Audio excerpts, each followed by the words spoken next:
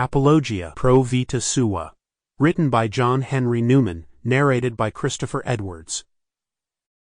Preface of Apologia Pro Vita Sua.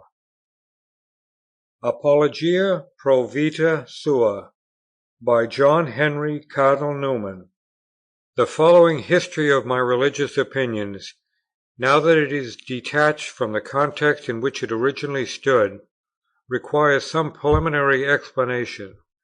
and that, not only in order to introduce it generally to the reader, but specially to make him understand how I came to write a whole book about myself, and about my most private thoughts and feelings.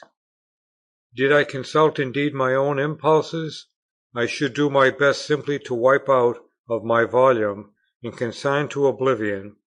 every trace of the circumstances to which it is to be ascribed. But its original title of Apologia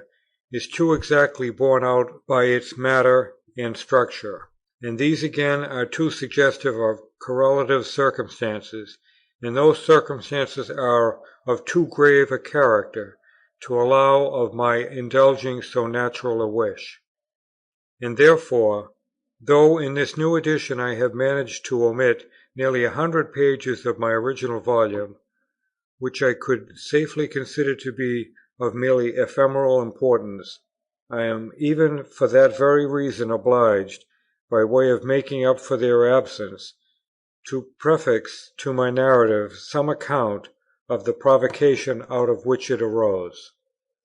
It is now more than 20 years that a vague impression to my disadvantage has rested on the popular mind,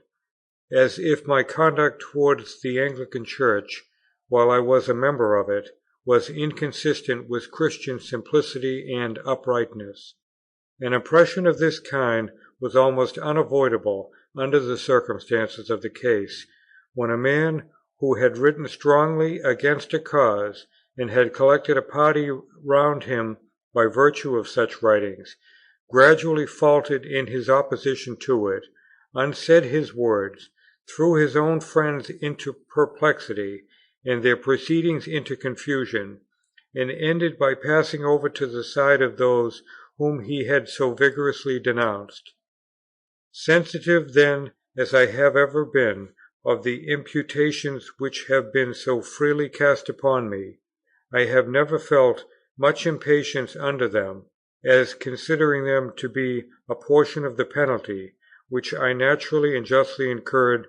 by my change of religion, even though they were to continue as long as I... Sample complete. Ready to continue?